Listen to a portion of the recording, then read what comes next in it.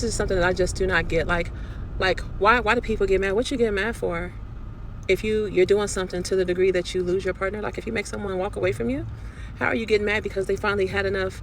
Like they woke up to what you were doing, or woke up to the reality that they don't like how whatever you're doing is making them feel. Like how are you tripping because that person decided to leave you finally? That's the thing. It's like whatever happened that you compromised your friendship or relationship. When you make somebody doubt, their intuition is telling them that they are not romantically or intimately safe. They're not safe with you. Their hearts are not safe with you. I just think that it's so cruel to play with somebody's mind and act like you're not doing everything and more. You're doing more than what they even think that you're doing. Or try to really sit back and beat on your chest, male or female, because they know that you're cheating, but they haven't guessed the actual person. It's like you're just Houdini-ing yourself. I don't know how you can ever be in a relationship after that and trust that person. Or really even trust yourself. Because a lot of times people do that, playing on somebody's top to the people who have actually been really, really good to them. The people that were being good to them and totally didn't even deserve any of what they were doing. And I'm just like, how can someone, this one guy that I used to know that was kind of like a mentor, he told me that to not even try to wrap my brain around like the thinking process of people who move in deception like that. It's like my mind can't fathom the depths and the motivation for that, and it's like I want to have it in my heart. I'm holding it in my heart to not believe that people are. You have to have some twisted idea that you're serving a justice. Maybe this person that you're deceiving represents someone who deceived you, and so you want to get them back, or something that you went through whenever you were younger, and you want to justify why you're moving through a broken heart still some 30 years later after you've gotten your heart broken, that nobody even knows that you're carrying that. Like, don't make somebody think that they're stupid. Like, it's because it's so easy to just be honest and be like, hey, like I honestly can't stay focused on this right now. I'm thinking of other things that I ain't got nothing to do with me and you. Like, you can just admit that. You know what I mean? You can just admit it.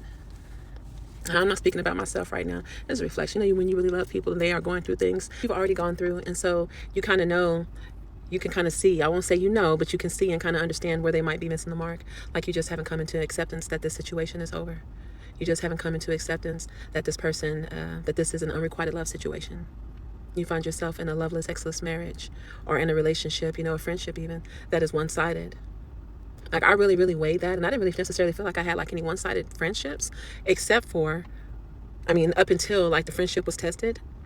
When I went through something, and all I needed the people to do was just be patient. Let me heal. I'm isolating right now, and if you just kind of let me sort myself out a little bit, then I can come back to the table and actually, I can be social with you. I can come to your barbecues. I can have a sleepover. I can go out and get a drink with you. I can be more available and more present in the friendship. But right now, there's a hole in my ship, and I'm just trying to take care of myself. Just kind of let me go through what I'm going through, and to see how people responded to that. I was like, I'm not going to let myself think that this is just what these people do. Maybe other people can relate when your friends don't know how to just give you the space to heal at your own pace. That it's enough for you to go through the process for the ones that are really doing the work, than to have to go through it and explain step by step. And you may have an inner circle of people that you share with, but it's like, whoever you extend that bandwidth to, that can be covered, because there's so much that you're processing. Like, I used to admire the people who would go out and they were very social, and they were going places and doing things that I just wasn't into. I'm like, I'm thinking so much about the people that I've been entrusted with. I just never had the desire to be out there in that, and but I can see what a entertaining distraction this or that is. You know what I mean?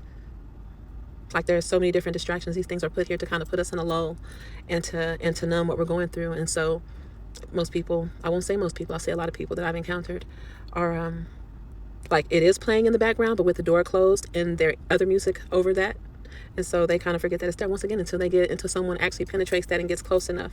When they walk through a certain door, a certain entrance in someone's heart, in your heart, and that wall comes down, up, just being triggered into a reaction and into emotions that you didn't expect.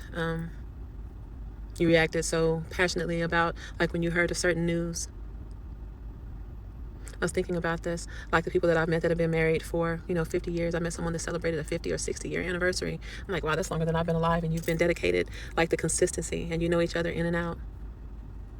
Like, what you have to commit to have that partnership. And the people that are just, they literally are partners. They're not married, but they own property and they have real estate together and assets together. And like, I really admire that, and what you have to sacrifice to make the investment, because you are You decided to do it all, you and this person together, against the whole world. Like if the world caved in on itself, you're holding hands while it's caving in on itself. I say I never had that. But how I knew is because like the fact that I started to want it and realize that the people that I was connected to, that they were not thinking anything like me.